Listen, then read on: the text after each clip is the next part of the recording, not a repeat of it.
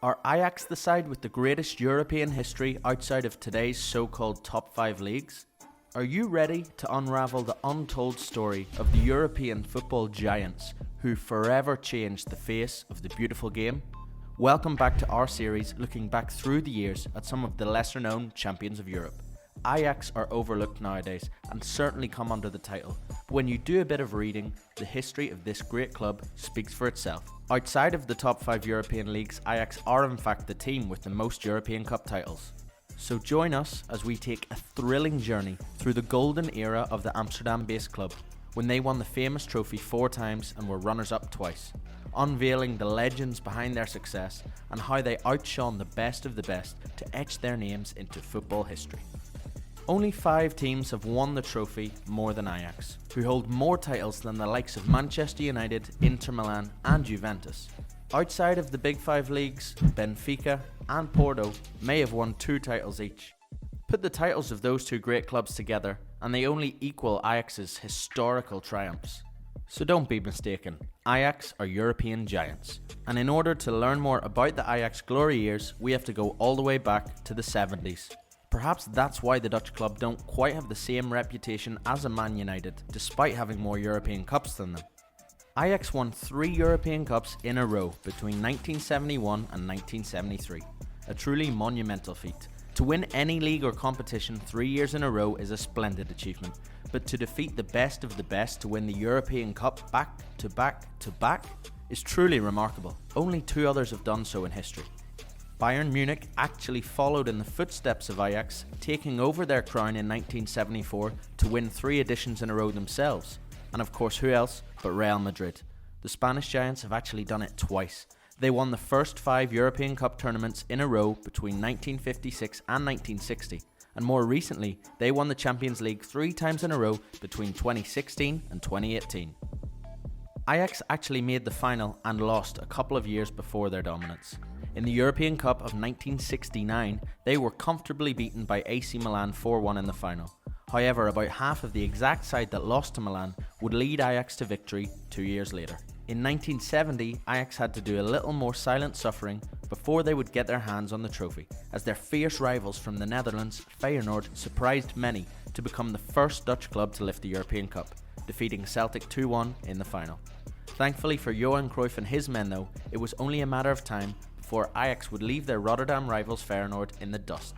Johan Cruyff is one of the biggest names in football history, for what he did at Ajax and for Holland as a player, and later what he achieved at Barcelona as a player and a coach, learning plenty from his legendary Ajax and Holland coach Rinus Michels.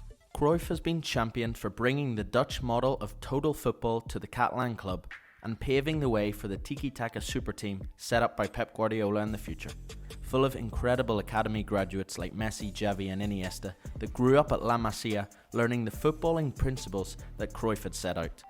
Everything the Dutch master touched turned to gold, and long after his own retirement from football too, his legacy in the game lives on. It's no surprise therefore that Cruyff is the protagonist in this story, the superstar of the show and Ajax's leading light. In Cruyff's time with the club, he won 8 league titles, as well as of course, the 3 European Cups in a row. During this part of his career, he would also lead the Netherlands to the World Cup final in 1974. Despite defeat in the final at the hands of West Germany, Cruyff won the Player of the Tournament award and racked up 3 goals and 3 assists. Ajax won the Dutch league 4 times in 5 seasons between 1966 and 1970, and then won the first of their 3 European titles in 1971, defeating Celtic and Atletico Madrid in the quarters and the semis. It was Panathinaikos of Greece who they would face in the final. They defeated the Athens side 2-0 in front of 83,000 spectators at Wembley Stadium, with goals in the opening and closing few minutes of the game. The Greek side had seen off Everton and Red Star Belgrade on their way to the final, and forward Antonis Antoniadis was by far the top scorer in the tournament, but in the end they were no match for the Dutch champions. A year later, Ajax would win their 2nd European Cup, another 2-0 win in the final. This time it was against Inter Milan, and both goals were scored by their talisman Johan Cruyff. The victory was even sweeter as the final was held in De Kuip, the stadium of their fierce rivals Feyenoord in Rotterdam. In the 1972 final, 10 of Ajax's 11 starters were Dutch, and 10 of Inter's 11 starters were Italian, another stark contrast with the football of the modern era. International transfers were not yet part and parcel of the game, certainly not for the majority of clubs, and so generally speaking, the best talent from one country would stay in that country to play their club football. This is why clubs like Ajax could thrive and win titles.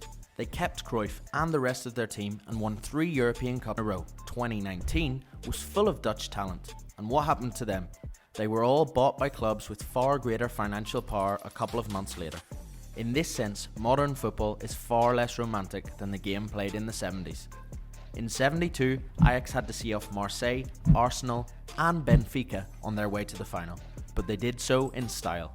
They were now becoming famous for their brand of football, which helped develop what we call total football today. Perhaps more of a footballing philosophy than a set formation. The idea is that each player in the team is constantly moving around the pitch, but meanwhile they are taking up a set position on the pitch and are being replaced by a teammate in their previous position. Total football requires intelligent and physically fit footballers with great technical ability, sometimes referred to simply as positional play. Today the idea is that players are comfortable in any role on the pitch. Ajax and the Dutch national team played this way in the 70s, and whilst doing so, the Amsterdam club won every single home game without a loss or draw for 2 consecutive seasons in the 71-72 and 72-73 campaigns.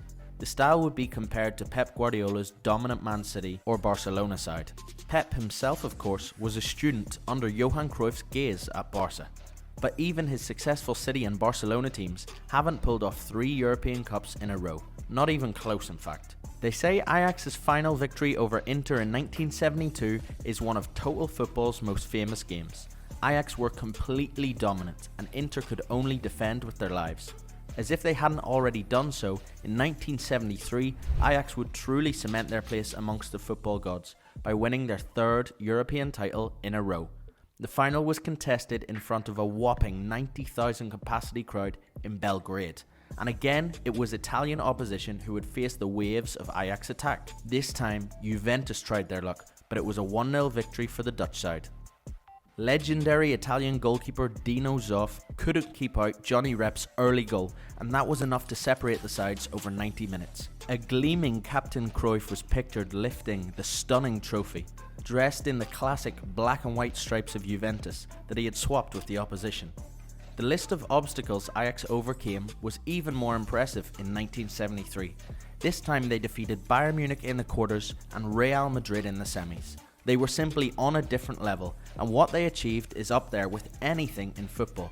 Perhaps one of the greatest football teams ever. The Ajax side of the 70s literally changed football history, and as well as playing a wonderful brand of football, they were ruthless and they were consistent, winning a ton of trophies. We would absolutely love to see a modern day Ajax, whether it be the Dutch Giants again or another team from Europe, perhaps a Celtic or any other former giants of the game from the good old days. We fear those magic memories are the only ones we will have after the monopolization of the modern game. But for that reason, what a pleasure it is to tell the stories of these trailblazing teams of old. In our upcoming episodes, we'll continue to uncover the captivating stories of more underdogs who defied the odds and made their mark in the history of the Champions League. Be prepared to be inspired, amazed and entertained as we embark on this journey. Until next time, stay tuned.